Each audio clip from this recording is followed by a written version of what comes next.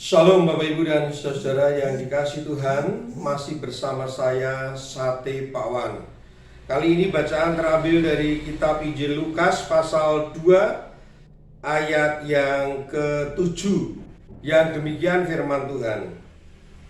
Dan ia melahirkan seorang anak laki-laki, anaknya yang sulung, lalu dibungkusnya dengan lampin dan dibaringkannya di dalam palungan, karena tidak ada tempat bagi mereka di rumah penginapan. Demikian Bapak Ibu dan Saudara, firman Tuhan. Yang berbahagia adalah kita semua yang tidak hanya mendengarkan firman ini, namun juga yang melakukannya dalam kehidupan kita masing-masing. Maranatha. Bapak Ibu dan saudaraku yang dikasihi Tuhan Yesus Kristus, pada masa Advent ini kembali kita akan mengingat bagaimana Tuhan pada waktu itu datang ke dunia ini sebagai manusia, dan manusia saja adalah manusia yang dalam kategori, dalam strata sosial yang lemah atau di strata sosial bawah. Karena Tuhan memang mau dalam kesederhanaannya dijangkau banyak orang. Tentu saja kalau hanya sekelompok orang tertentu, yang dimaksud adalah sekelompok orang yang memang memiliki tingkat ekonomi atau kasta yang tinggi, tentu yang merasa diri rendah, dia tidak bisa menjumpai Yesus Kristus, bayi suci itu. Nah, terbukti dalam kitab tadi yang baru saja kita baca, dan ia melahirkan seorang anak laki-laki, anaknya yang sulung, yang lalu dibungkusnya dengan lampin dan dibaringkannya di dalam palungan. Palungan adalah tempat makan hewan. Dan tentu saja tidak hanya palungannya, daerah sekitar situ, nggak usah jauh-jauh, radius 1 meter. Tentu aromanya itu aroma yang tentu tidak jauh-jauh dari bau pesing atau bau yang cukup menyengat, yang tentu akan mengurangi selera makan kita. Namun demikian, dia yang maha mulia lahir di sana. Dan bagaimana dengan Bapak Ibu Saudara serta saya ketika kita akan menyambut kedatangannya?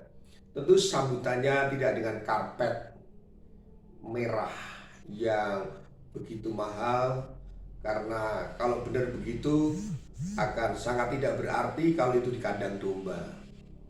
Apakah harus pakai bunga? Tentu kalau bunga ditaburkan di kandang sapi atau kandang ternak, tentu wangi bunga itu akan bercampur dengan bau menyengat yang tentu baunya tidak karu-karuan gitu ya. Yang ada adalah kita terima saja dengan kesederhanaan itu. Dan yang terpenting adalah bagaimana kita menghayati peristiwa Natal sebagai peristiwa di mana Tuhan yang mulia menjadi yang hina. Untuk apa? Untuk dan demi menyelamatkan umat manusia, termasuk Bapak Ibu Saudara dan saya. Oleh karena itu, mari kita sambut kedatangannya. Di mana? Di dalam hati kita. Natal selalu ada di hati kita, di hatimu dan di hati saya. Tuhan memberkati. Amin. Mari kita berdoa. Tuhan Allah Bapa kami yang ada di surga, terima kasih Engkau mengingatkan kami bagaimana kami menyambut Natal. Natal itu berarti penuh kesederhanaan. Natal itu berarti penuh dengan sukacita. Natal itu berarti juga kami sungguh menghayati peristiwa yang sangat luar biasa. Disitulah kami dibebaskan. Disitulah kami menjadi umat yang merdeka, yang sudah jauh dari kekuasaan kegelapan. Terima kasih Tuhan, Engkau membebaskan kami. Amin. Saudaraku, kita akan mendengarkan pujian Natal di Hatiku.